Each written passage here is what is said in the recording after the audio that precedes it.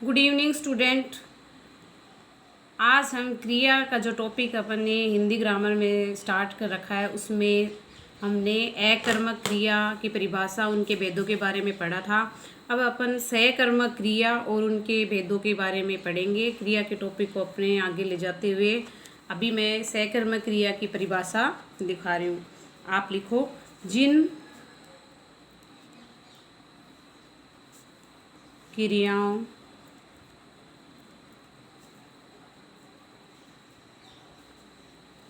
के व्यापार या कार्य का फल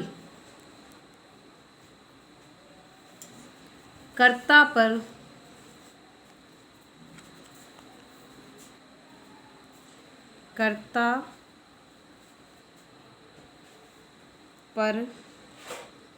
न पढ़कर कर्म पर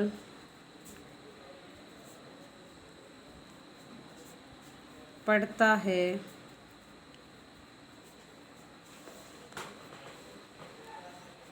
उसे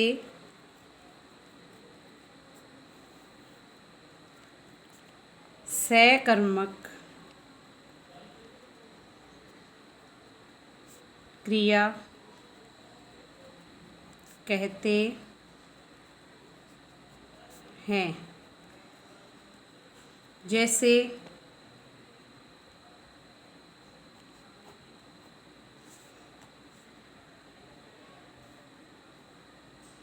जैसे सकर्मक क्रिया कहते हैं कि जिन क्रियाओं के व्यापार का कार्य का फल कर्ता पर न पड़कर कर्म पर पड़ता है उसे सकर्मक क्रिया कहते हैं।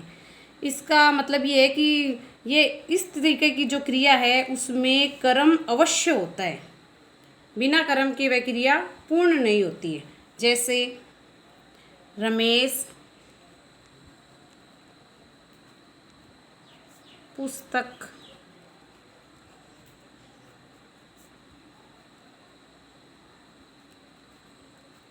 पढ़ता है, बालक दूध पीता है।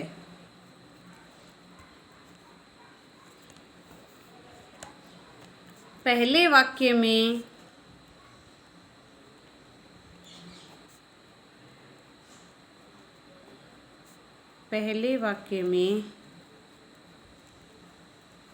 पढ़ता है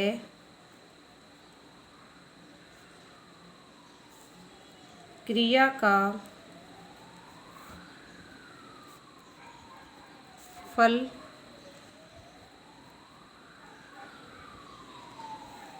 पुस्तक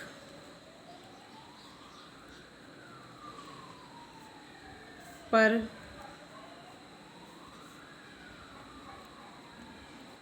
पढ़ रहा है, इसलिए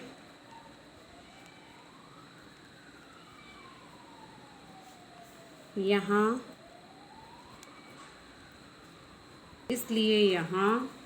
पुस्तक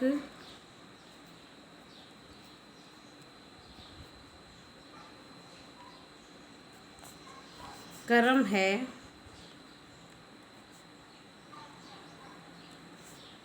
और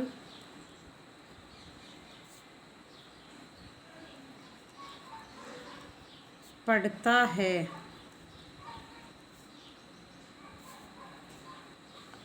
सकर्मक क्रिया है।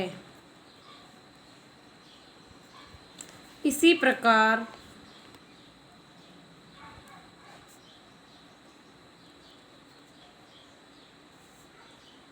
दूसरे वाक्य में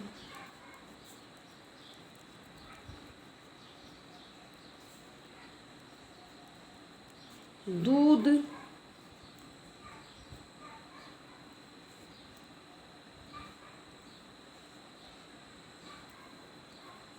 कर्म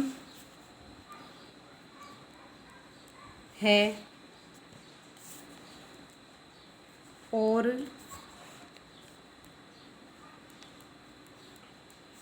पिता है। सकर्मक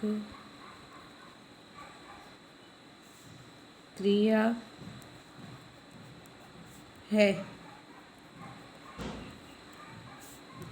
इसी प्रकार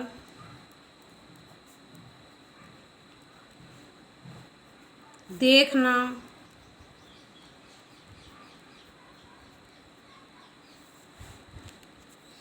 सुनना,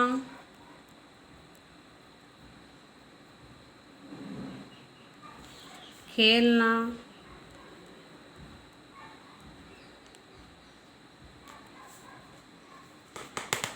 बुलाना, आना, जाना,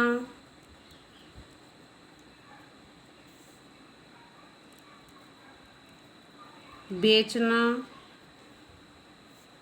लिखना,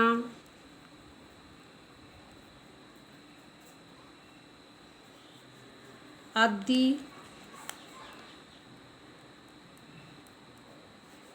सकर्मक क्रियाएं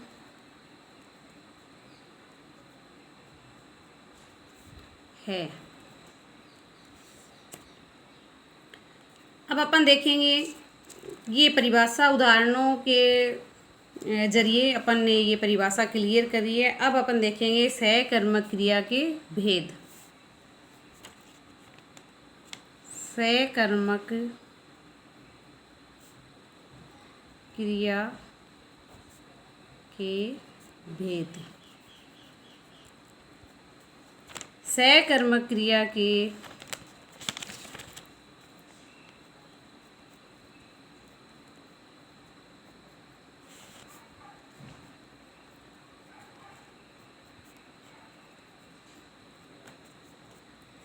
तीन भेद हैं।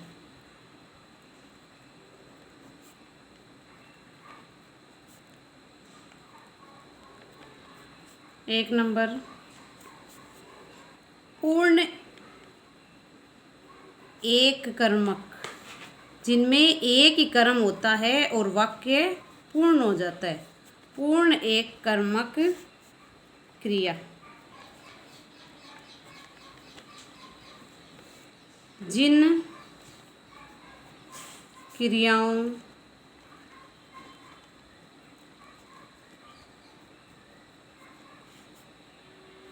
क्रियाओं का वाक्य में एक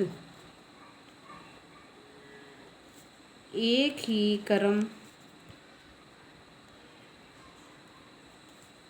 होता है,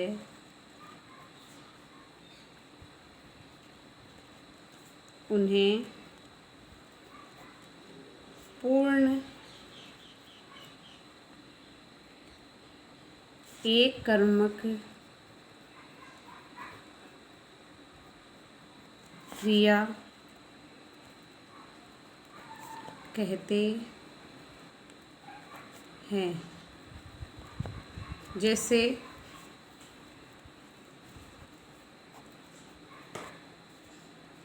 मोहन ने पुस्तक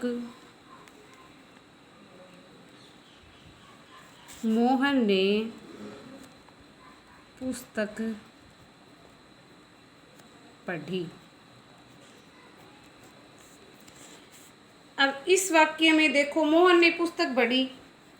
इस वाक्य में पढ़ी क्रिया का एक ही कर्म है, पुस्तक, क्योंकि यह क्रिया कर्म के बिना अधूरी है तथा कर्म के समावेश से ही अर्थ पूरा हो गया है और अब किसी कर्म की आवश्यकता नहीं रही, इसलिए पूर्ण एक कर्मक क्रिया है। ठीक है, अब आगे चलते हैं। दूसरा उदाहरण, ये दूसरा भेद है सकर्मक क्रिया का पूर्ण द्विकर्मक क्रिया, पूर्ण द्विकर्मक क्रिया। जैसे कि आप समझ गए होंगे कि द्विकर्मक यानी जिसमें दो कर्म हो। ठीक है,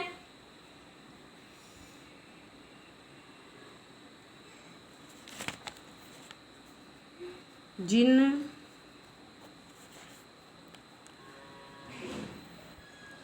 क्रियाओं के वाक्य में दो कर्म हो।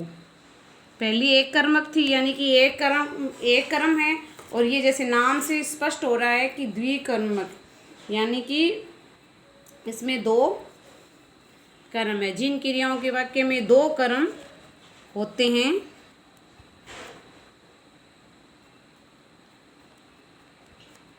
उन्हें पूर्ण द्विकर्मक क्रिया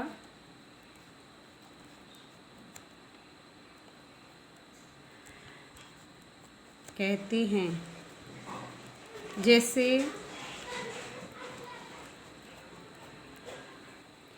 सुनीता ने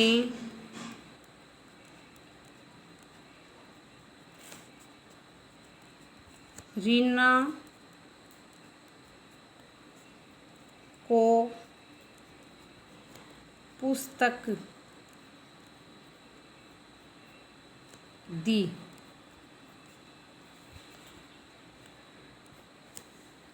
तो इस वाक्य में दी क्रिया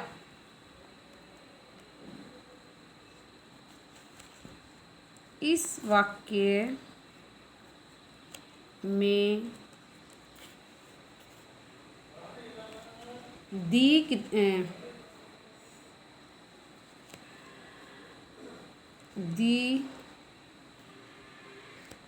क्रिया के दो कर्म हैं। दो कर्म हैं, एक तो रीना को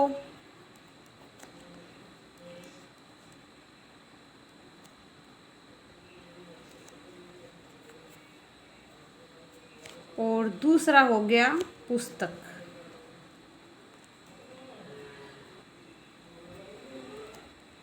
अतः ये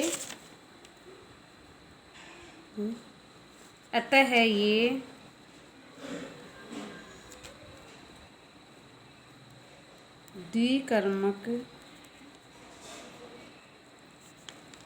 क्रिया है। अगली है सकर्मक क्रिया का तीसरा भेद, अपूर्ण सकर्मक क्रिया।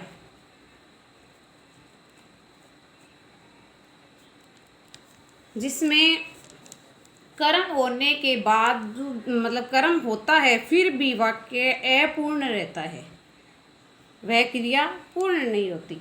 और इसके बारे में अपन फिर कल पढ़ेंगे आगे। धन्यवाद।